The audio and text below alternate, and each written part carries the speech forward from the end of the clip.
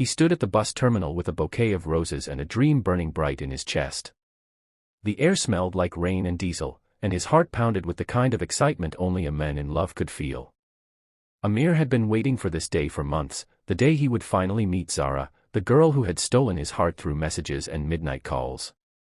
In his mind, she was perfect, a girl with soft laughter, elegant words, and the kind of beauty that could light up even the dullest day.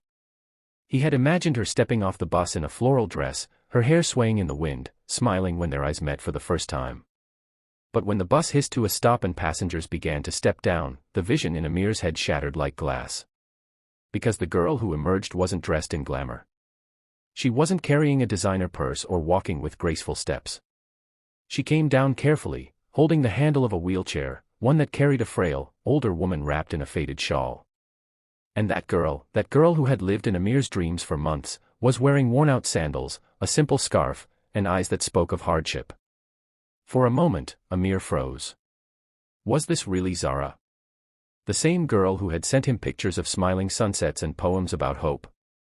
She looked smaller in real life, thinner, her hands trembling slightly as she pushed her mother forward. The bouquet in Amir's hand suddenly felt out of place, like something meant for a fairy tale that didn't exist. When she finally saw him, she smiled, but it wasn't the kind of radiant smile he had imagined.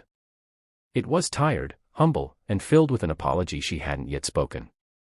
"Amir," she asked softly, her voice trembling.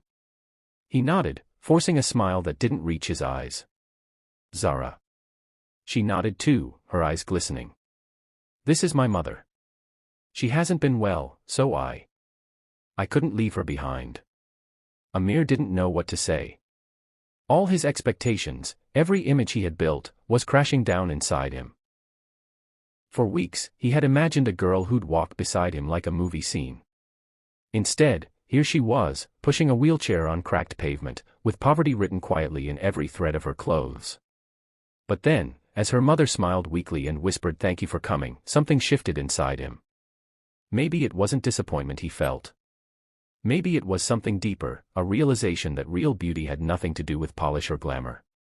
Still, it wasn't easy. When Amir took Zara and her mother home that evening, his family's reaction wasn't kind. His sister whispered under her breath. His father's face fell.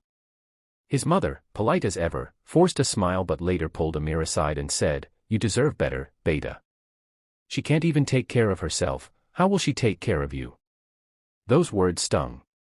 Amir didn't respond, but that night he lay awake, wondering if his mother was right. He had dreamed of a love that would make life easier, brighter. But Zara's life looked